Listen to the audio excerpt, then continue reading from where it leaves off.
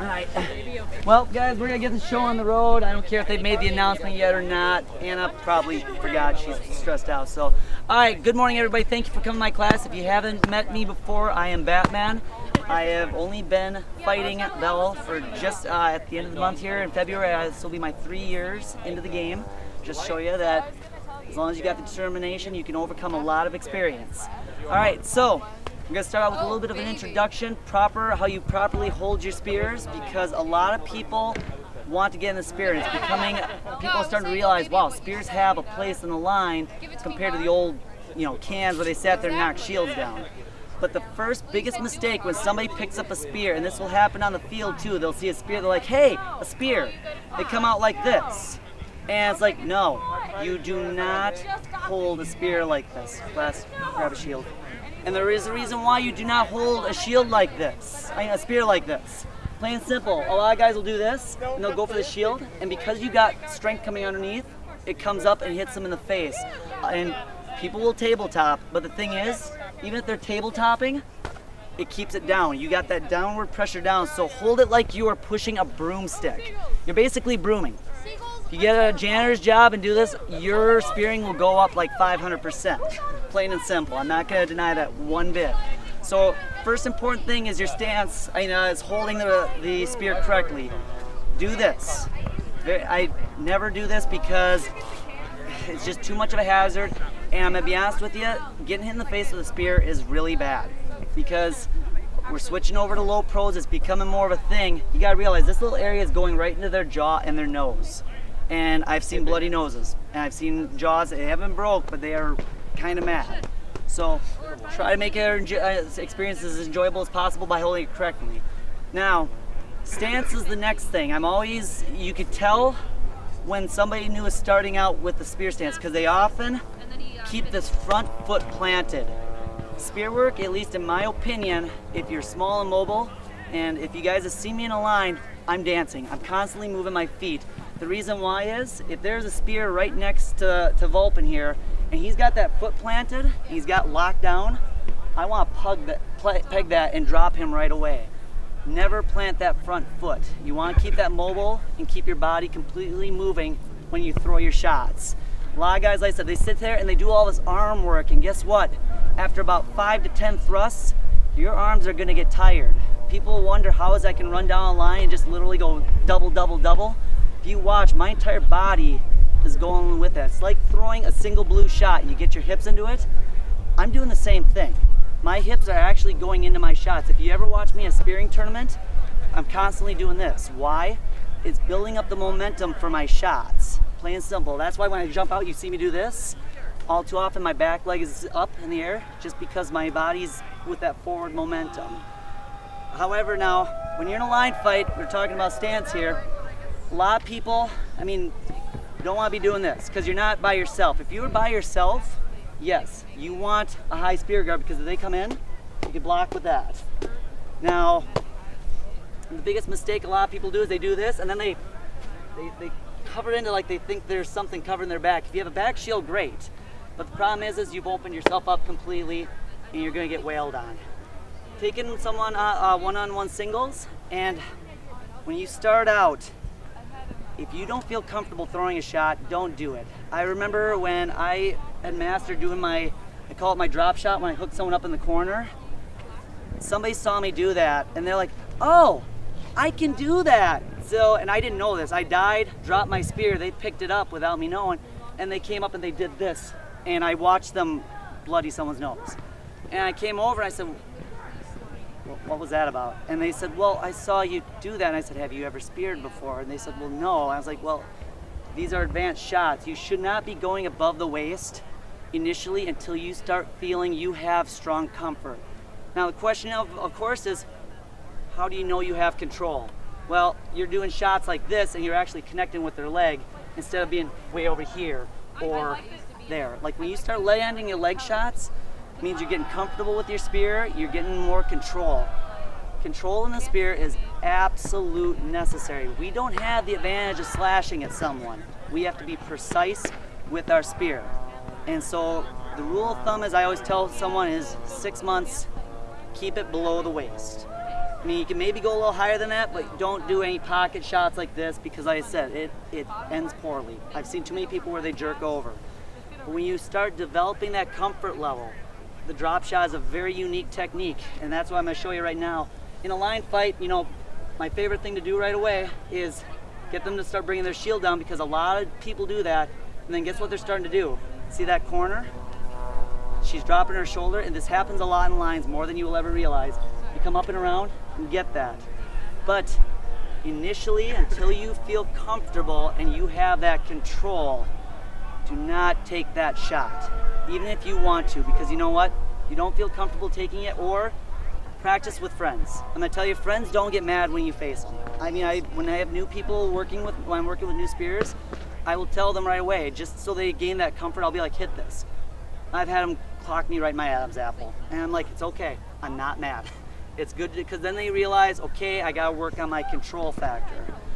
And in a line fight too, like I said, showing you some simple shots one-on-one. Of course, you know your basic is this, always going for the legs. Now, when it comes to a line fight for me though, like I said, I don't mind taking legs. I like legs, but I also like kill shots. You have an 8-foot long pole. Couple that with your reach, just your arm throwing it out there, you have about an additional 2 feet. Once you learn to throw your weight into your shots, you have an additional 2 feet. I have a 14-foot radius of shots that I can give off. If you are within 14 feet of me, I can peg your side. Yeah, maybe looking at Vulpin, but one thing too in a line fight, Bless, if you don't mind, go right over there. And everybody, you know, when they're sword and boarding, what are they doing? They're doing this. And guess what I see? Oh, hey, and you know, I'm tricking her, but really, I want him. And the thing is it is my job to open up the line. And yeah, I can run through afterwards, but my goal is to get my flankers through to pretty much either A, if there's a few of us, to keep the numbers at bay, or B, open up the line, get my guys through. Rule of thumb is, and this is a common thing I noticed in Bell, it's getting a lot better, tunnel vision is a sin. You get focused on one person, and spears do it too. I'm always entertaining, they're saying like, and here it's just like, hey, look, you got 4 or 5 guys you could be wailing on. But they choose not to take it because they want the one person. We have to be very much open to our surroundings. Like I said, rule of thumb is 45 degrees. Look both ways. If you'll notice, I'm always wearing sunglasses. The reason why, first off, I hate the sun. It's hard to make a good shot, and it really wrecks my comfort level. That's why I wear them. Second off, I may be looking at Vulpin. Truth of the matter is, I'm looking at Glass. And right away, like I said, I got this, I'm looking over, it's like, okay, make the shit fake, come in. So I'm fighting someone at this moment in time. Yep. I'm not really watching Batman. He's got the tunnel vision, and like I said, that's why people are amazed how I can run right down the line. Now, the fun part to all this is okay, I just took him out. His buddy next to him doesn't know he's dead yet. You can do a line run. People have said, I've done it here, people are always amazed how you can just run down the line and go double, double, double. A lot of it is you're kind of relying on the fact that you just killed them and they don't know it yet. So that's, I mean, give you an idea of when you do a line fight, when you're working those angles. Same thing goes to your left. It's going to be more effective on your lefty fighters, which is always my favorite because the lefty gets a little close. It's just like, perfect. Yeah, as I say, if you don't mind switching. Lefties, same thing. Why don't you actually stand there and we'll stand this way so that you can actually see. Let's rotate it actually. That's over there. Once again, same thing. Because he's a lefty, you got that open patch. Now, do you mind switching for me, Glass, back to righty for a reason here? When you gain your comfort level, when you really are starting to peg shots, all too often, they start bringing their shield forward. No, flat forward. They got that little gap right there. That's all you need to hit. And I reassure you, you can hit it. It just takes a lot of experience, a lot of time. And like I said, it's one of those things where you have, at least with an 8-foot pole, you have a 12-foot radius of depth or limbing. Utilize it. Don't stay focused on one person in a line fight. Now, of course, in a line fight, there's also one other important thing besides what you're able to do. You need to have a competent shield man. I'm not going to deny that. Now, there's multiple ways of spear fighting. Now, if you've seen me fight, I don't like it when my shield man's hugging me. If you notice, I usually got like a 2-foot gap on both sides of me because once again, I'm very active, I'm bouncing in and out. There's nothing wrong with that. Some people cannot do that, and there's nothing wrong with that. One mistake that a lot of shieldmen do, though, not shieldmen, spearmen will do, is, they'll hug behind here, and then they'll start doing this. And what they don't know is their butt's sticking out the other end of their shieldman. Their shieldman doesn't know that, but guess what? I do. And the spearman does over here, yeah. Yep, and guess the what? archers. Yep, and they will target that. I mean, there's a guy who is 6'7" who used to do that, and I'd nail him right in the butt every time, and he'd be like, how? It's like, you're sticking it out the other end. And of course, yes, it was Falcor. That's why you notice he doesn't wrap himself anymore. But and the thing is it's on your shieldman's weapon side, so they may not bat that down either. Your shieldman's doing a lot of work for you. They're making sure that an arrow doesn't hit you, projectiles. If a spear gets shot at you, they should be nailing that down. And I'm gonna be honest, I don't blame shieldmen when I get hit, but a lot of it is because I had someone next to me that didn't fully know that. And like I said, a shieldman can also kill you too. Like someone step up for a demonstration, I need a spearman to take my place here. A big mistake. Are you lefty or righty? Righty. Okay, righty. I want. Shoot, do we have a. Can you switch over for me? Take your stance. Actually, no, I need a. Yes, switch. Me and Brittany switch? Yeah, take it, switch it over. I'm sorry, I got that all backwards here. Your shieldman can kill you just as fast as the other team can.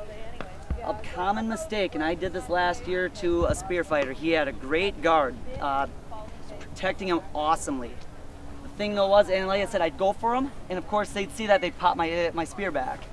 Well, one thing he eventually started doing is he started curving his shield inwards towards his spear. Now, remember I told you about tabletopping? Guess what? Tabletopping right towards the spear. And I looked at it right away, I was like, all right, but I knew if I'd shoot, he's gonna move that shield to stop that. So I literally hit that, and then what I did was, twisted my arm, and it spun off and hit him. You ever played a game of pool? It's called putting Irish on the ball. You can put Irish on your spear. It's amazingly fun, and people are like, how? And of course the shieldman's like, what did I do wrong? Well, you tabletopped it towards your partner. So yeah, trying to find a shield you can trust is very, very important. And it's frustrating. Don't get mad at your shieldman like I occasionally did when I was younger, because they are trying their best. You will find that person you flow with. But like I said, it takes a lot of time and a lot of frustration, because you know what? Once you gain that control, that comfort level of throwing those unique angled shots, you are a threat. Aggro is 100% on you. I'm sorry, no one can do this. A swordboarder can't do that. We can. And it's very imperative we use that. But guess what? Archers know it, other pole arms know it. Like I said, and the thing too is especially at battle here, I give a lot of the spears a credit. I noticed you never throw the first shot at me. And that is a smart move. You're making me make the first move, because if I'm going over here, I have all this exposed. Normally if I have a good shield, they're there to pop it down. If not, that back shield of mine immediately spins back, because I know there's something coming up afterwards. But these are all factors that happen in a line fight. Now we're kind of getting into the advanced stuff, because these are all things you're going to encounter. I do strongly recommend you have a buckler or a back shield. It helps you stay alive a lot longer, but you need to be able to flow with it too. I mean, like I said, I've watched people with back shields, they don't spin enough. And it's like, hey, you should be using something like that. Yeah, thank you, Glass. Because like I said, when you jump out in front there and start just going nuts, you're gonna have guys that charge in on you. The moment that charge happens, you get that flash towards them and get back into your line. Because chances are they're already swinging in motion, they're gonna hit that. I don't know how many arrows have bounced off the back of that shield. Yeah, and I'm like a I said, good shot. and my favorite thing is, just to let you know, if you want to bait an archer, I should not be telling you this. I should not. She kills me a lot, and all too often I will sit here and pretend I'm leaving this wide open. I see the archer's got the arrow at me. It's like, all right, it's coming, and And the moment I see that arrow shot, it's like, all right, spin into it. So if you guys are ultra watchers, if you shoot it at his face though, it stays level with the back of his head. Yes. Yep, I'm not gonna deny it. People are always feeling bad when they shoot me in the face. I don't get mad over it, usually. So, but like I said, that's, ways of staying alive. Now, my personal favorite here, one-on-one. People often say, oh, you're a spear, you can't do anything by yourself. You need to have a sword and border nearby. I'm sorry, I have won warlord tournaments against guys that are fully armored in tower shields. You can do it. It can be overcame. A lot of it is understanding sword and board. So like I said, if some of you understand the basics to sword and board, you'll understand how to pick that apart. Naturally, I am a lefty, so I have a little bit of an advantage against a right-handed thrower. Class? Initially, like I said, the rule of thumb on sword borders. So they can see inside of this. Yeah, you're right. Let's go on the other side. Thank you. Every sword and border knows that they close distance, we're dead. That is the cardinal sin. We got distance, so on. But that's not true. Yeah, we have distance. I mean, she's got a lot of distance. I ain't gonna deny that. But here's something that they don't realize. Yeah, distance. Still have power. And the thing is they rush in, and initially they open up. They always open up because they want to throw this wrap shot. And guess what? I've stabbed people like this. Or my personal favorite, post, they throw a shot and immediately come in. Now here's the bad part, of course. Glass has your normal typical circular shield. Knights have these wonderful shields that are, when I first encountered these, I was like, I hate these shields. And after I watched their stance long enough, there's a weakness to this. Vulpin, of course, is a little short, so she's got a different stance, but majority of your knights tend to be a little taller and bigger. What they typically do is they will cockeye this at a stance like that. And what I will do then is, remember I told you the cardinal sin about not flipping your hand? It's kind of crosses that. This is an exception. When she's rushing in, switch it like this. They usually will swing, or usually they go for the out grab. There's an opening right here on those shields because they cockeye that. It is a very big sin on knights. I mean, that's the one weakness, if they never taught you that in sword and board, that at least I was taught, on a knight shield, right here. It happens a lot. Sword side hip is always the one that's... In most cases, too, you should never be perpendicular. You should be like this, because now, guess what? She has one option. She's got to either go here or come around, and majority of people are lazy. They want to come in front because they think I'll wrap around. Well, by then you already are throwing your shot. You have a pommel way out here, though. Just to warn you, try not to pommel someone in the face. I've done it. It happens. So, but like I said, that's some basic one-on-ones. But like I said, if you can master that pocket shot with enough control, trust me, you will be a force. Because even on a line fight, they said yesterday, I'll give you an example. There was a girl about this tall. I threw her legs, and she said, "Hi, he totally missed." She had that little pocket shot. I said, "Oh, just wait." And then I threw it out there and just nailed her perfect. She's like, "That's not supposed to happen." It's like, well, no, it's not supposed to happen, but it did. So once you learn the map, but the biggest thing is mastering control, feeling confident with your shots. One warning I'm going to give to you guys, we're spears. When we throw shots, people are going to try to deflect. It bounces into their faces. It happens. Do apologize, but if they start blaming you, don't take it to heart. You got to realize they just took a spear to the face. They don't realize, and there are some good ones I know, they're like, no, that's totally my fault.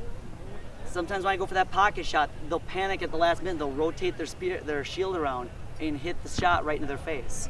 It does happen. But don't take it too much to heart. Realize, though, like I said, is there ways that could have been prevented? I've had where they've done that, and I pulled back insanely fast. But pretty much, like I said, control is the biggest thing. Because I'm gonna be honest with you, we are starting to become a growing class. People are starting to realize the power we bring to line fights and even single fights. But as what we had last year, we had they wanted to bring up the part of expanding spearheads to 3.5 inches. Reason why? A lot of people are throwing a lot of power into their shots. It's very much unnecessary. I have done a lot of this, and don't get me wrong, I get the right pop on some people and I knock them down, but they're able to get up afterwards. They're like, nice shot, it didn't win me out.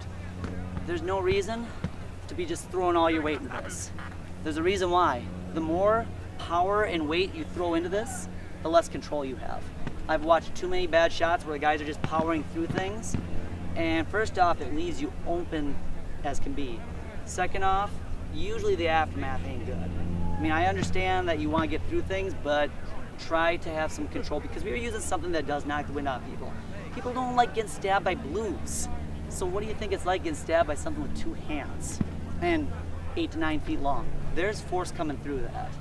That man has stabbed me with one hand perfectly hard enough that I would have taken it from anybody one-handed or two-handed. Yeah, I've had people where I've shot out, they've had armor on, and I've singled them. And I was like, dude, single. And he's like, no, that's good, I'm dead. So, I mean, we got a lot of power, and I'm only 5'6", I'm 130 pounds. And if I can do that, I can't imagine what a guy like him can do. Yeah, bigger people can do. So, like I said, maintain your control. I can't emphasize that enough because we are growing, and if we come off as reckless people who don't care, You're starting to ramble. Okay, thank you. Bulpin's telling me I'm rambling. So, all right, basic shots once again here. You know, I talked about leg shots, I talked about arm shots, and so on. There's one thing that does that my personal favorite is when you're doing singles. Okay, you got someone legged, they're on the ground. A lot of people have a tendency. You got such a big shield. Can you stick your arm out a little more? Or just stick it out? A lot of people will leave their arms out like this. There is no shame in plugging that. It's a lot of things people don't think about. They're so busy trying to think of the kill, plug that. Same thing in the line fights. You see the lefty or the righty with their arms sticking out like that? I've had that where it's just like, you hit that and it's like, yeah. Not ready. No. But those are comfort shots that you develop in time. I mean, we are versatile as can be. And like I said, those are things that work out. Problem for us, a lot of people I've talked with is, well, what do I do after I leg someone and if by chance I'm by myself? Okay, take a leg. Toss my bat. Just run away. I know. Well, you can run away. But you know what? I'm stubborn. I'm sorry. I've had to learn to work with myself. One favorite thing to do right away is you can do a trick shot where you pop that open and come up and around. Another thing that happens too, they're holding their hand out, but let's say they got their hand a little in where you can't stab that. Hand-on weapon is a great thing. Well, guess what? There's a lot of guys that have a loose grip. Hit that hard. Hey, they have nothing, and now they're disarmed. Once again, then they do that, it's like, all right, there we go. Another favorite shot of mine, and like I said, we're getting a little more into the advanced stuff, is this. Do we have a flail around? Actually, flails work great for this, but... It'll work out. Okay, no, this will work. All right. So, all of a sudden I just became Florentine because I usually will be carrying a bat at my side. I'll whip that out. I make it look like I'm telling them right away, hey, here comes a wrap shot. And initially I will do this. And often their shield follows, but guess what's still here? This is a very good shot that a lot of people don't know about. I mean, because literally their shield follows your weapon. I mean, the shield's following your weapon. And even if they choose to keep it there, pinch and go right behind. Get ready though. This weapon is becoming in motion, and you gotta get that up fast. Because I'm gonna tell you, they're not gonna sit. This is not gonna be dormant. It will not. Exactly that stand where you were blocking. Oh. If my arm's out here, if I started the swing out here when he came in, short of like wrapping all the way around to get his forearm, I have no shot at all. I'd have to come inside and try and stab him. Yep. And don't get me wrong, I've had guys do that, but guess what? They're still dying with me. So. That's pretty good. So yeah, I mean, like I said, these are some of the single things that you can do. There's some more advanced techniques, but like I said, for the time being, yep, feel free. So stand up. One thing also that I haven't talked about yet, one very basic thing to start with when you're spearing is a circle. So you've got the circle of the shield here. Constantly be making circles, little circles with your spear tip. So as you're coming around, you know, you're going here, or as you come around, you know, you throw the shot and then, you know, they miss it, and you're back to the circle again. It's faster. You can spear faster that way, okay? It also allows you, you know, when you're, oh, I faked to the leg, and now I'm already making that circling motion to come up to take that shoulder shot, okay? Thank you, Vulpin. No, that's perfectly fine. I'm gonna be honest. There's a lot that's going through my head. It's trying to remember everything. Personal favorite of mine. I will need a spear volunteer because you're gonna have this a lot in lines. Anyone? Choose you. Okay. Yep. That works too. Weight does make a difference. I have a lighter weight. Granted we have a bamboo here, so. But the thing is a lot of spears or glaives, when we're doing this, they'll try and knock your weapon down. Like they want to knock that down. Then, like I said, they swing at that, and it's just like, all right. And you want to get this guy out of the way, because I'm gonna be honest with you. Once you get him out of the way, the sword and border is gonna be your bread and butter. But here's the thing, he's knocking it down, and you can't just commit onto him, because his sword and borders will commit onto you. Personal favorite, and I call it the C shot. Same exact thing as a drop shot, but initially I love swinging it a couple times. It's like, all right, keep going, and then you come right in. Because the thing is if you cut that, yeah, it's the same thing as a circle, but the thing is, they got all their weight coming down this, they've exposed their entire flank to you. And the thing is, by the time they usually get time to recover, it's too late. I mean, it's a very common shot move that's done. Same thing with, I'll even let them play the power game, like just slam down, and then like it's like, okay, oh, you think that's good? And you come right in again. It's like they're putting all their force, and the thing like, all right, I'm overpowering him. He can't get to me. He can't throw that shot. No, there's the C shot right there. Once again, that comes up and around. Thank you. So, like I said, I mean that's right there in itself. Working on line fight when you deal with other poles. A lot of it, like I said, is, I mean, I can't think of any other shots right now. I know there's many more that I can't think of offhand here. Talk about On a what good side note, of the shield to stand on. What's that? generally spear people have one or two shots that it's just like being in the sword. Everyone's got a couple trick shots that they know. I'm sure everyone has done that with their spear before. And don't try and practice every single shot. If you can get one or two down really well, it'll serve you good, and then you can expand upon there. It's like learning any new skill. You can't learn 100% in the first day. You should try and get the basics down. One thing Vulpin is doing a great job of reminding me, thank you both her and Glass for helping me out here. I did fail to mention this was shields. Once again, finding that shield is great, but having the proper setup is important too. I'm a lefty, plain and simple. What I should have on my right side, by the way, is a righty, and a lefty on this side. Reason why? They can jerk that shield right in front of me to stop things. So that's very important. So if you are a righty, you should have a lefty on one side and a righty on your left. I mean, if you're a righty, see how this is all open right here? Yeah, I mean, like I said, you want that transition where you got this cover all. You can have two righties. You mind doing that, Glass? But the thing is you have more gap opening here. I'm gonna have to open myself up to block. Yes. And when you lose your shield man, by the way, you start becoming more and more open. So trying to find that perfect lineup is difficult. So that's about really all I can think of offhand here. I'm glad to see so many people that are getting into spears. This makes me happy because you know what? I know when I came out here last year, I did not see as many spears. I was one of the very few. And I'm happy to see y'all getting into this. I'm glad y'all are taking an interest. Like I said though, the one thing I will emphasize, control, work on shots. Go play pool for an hour every day. Pool is the same thing. Actually, that's one thing I should mention quickly, pool cueing. I forgot about that. Yeah, pool cueing's a little bit, yeah, I mean, if you're dealing with armor, you have to have your two hands on. Pool cueing's a little bit of a question.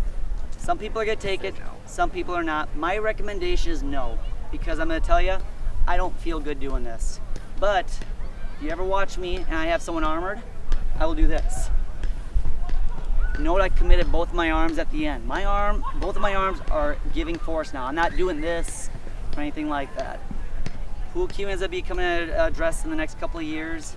I strongly recommend not getting attached to it or used to that because I got that weird feeling they're gonna get more defined in time. So learn to work with those controls because like I said, I mean, if I have an armor guy, like I said, you just gotta get that arm committed at the end and it can be done. Another thing too that like I said, starting to realize things as we go here. Spears especially. Sorry glaives, this is kind of spearist, I'm not going to deny it. Hide your distance. People will think right away when I'm in a line fight, this doesn't look long. When it's all said and done, there's a lot of distance there. And like I said, hiding that is being able to stretch your arms out and keeping it close to you. I mean, like I said, this looks small as can be. But like I said, initially, sorry, Farrah, because I know you wouldn't be mad. But like I said, hide your spear length, because like I said, that is a huge thing. If you're holding it way out here, well, okay, now first off, you're gonna wind up overextending yourself. Second off, you're gonna have people backing off more from you. Favorite thing to do, like I said, you get that line fight going, they're closing like it's a short spear. No, it's not. But like I said, keep it hidden, so. Yep. Glaives have the same thing. Unfortunately, where glaives have their problem is they have 2/3 half padding because they have to swing. And that's nothing wrong with that, but they can easily do that too on their half padding and let that slide. I have a glaive myself. So, I mean, it's stuff that you work with in time, so. But really, I mean, other than that, offhand here, if anybody wants me to take... questions first off? Well, that was going to get to that. Yeah. On your C shot, are you using your opponent's momentum? Yes. Kind of felt that way. I am using, on that C shot where you get that spear that's holding your weapon down, I'm using their momentum downward to open themselves up. I'm letting them do the work for me. I'm giving them a little bit of back resistance. I'm like, no, oh, no, don't keep me down, no, okay. Like I said, so yes, I'm using the opponent's momentum against them. And like I said, it works very well. And like I said, in a line fight too, same thing. I will have guys that will, same thing. Glass can do it with this blue. They'll start swinging at it. It's like, and like I said, they're so thinking like, oh, I'll just hit it down again because he's not gonna stop it. That arm gets all exposed. Take that arm. Okay, now he's just got a shield. That still means he can't swing it. I mean, he can't swing unless he's got a down stick. So, like I said, just some simple shots that will make you very much line effective. So, any other questions?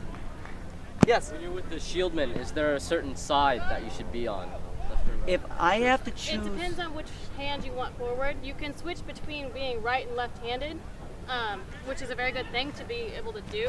When you're using your right hand forward, you want to have your shieldman on this side. When you switch and you have your left hand forward, you want your shieldman to be on the other side.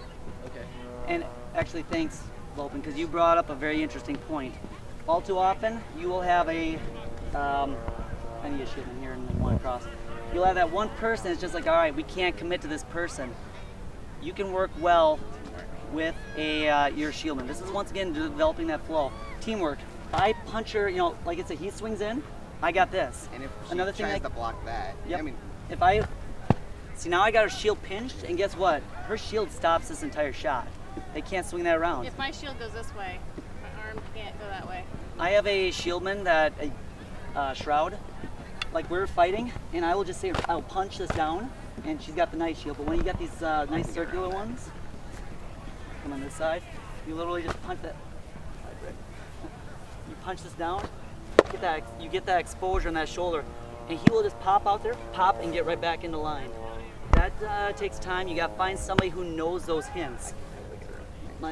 My rule of thumb is I tell people if I'm with someone new, if they don't understand when I do that third stab and opening up that corner, I'll yell at them. I'll be like, are you going to take that corner shot, or am I going to keep doing this for nothing? Because we got to get moving because the line fight's still happening. But like I said, once again, you find that flow with the shieldman, it will go smoothly. So, but my preference, I want someone to back me. People are like, well, that means this is all exposed. I can backspin, or if it does come down to it, and it depends on the fighter I'm fighting too. If I look at them and they got that sword board, I'll throw them around and I'll start opening the corner. The problem is now my shield's exposed to their weapon. I don't want my shieldman to have to deal with that. So usually, because I got the distance, I want someone behind me so I can work away at their shield, and by chance if they swing, I could step in and block the shot, and she can just light them up. So hopefully that answers your question. Thank you. Yep. Any other questions? Thank you guys. I appreciate y'all coming. If you guys want some one-on-one time, feel free to talk to me. I will admit I think I have ADD. It was never diagnosed, but I would enjoy talking with y'all. I will gladly spar with you on spears. I will gladly work with you guys because like I said, I want to advance the sport just as much as y'all do, and we are in a growing part of Bell that has a lot of potential, but because it's starting to become so advanced, we need the right people to take it forward. So I'm glad to see so much enthusiasm out in the West here. Like I said, you guys got a lot of potential. I like it. So thank you. Appreciate it. Thank you.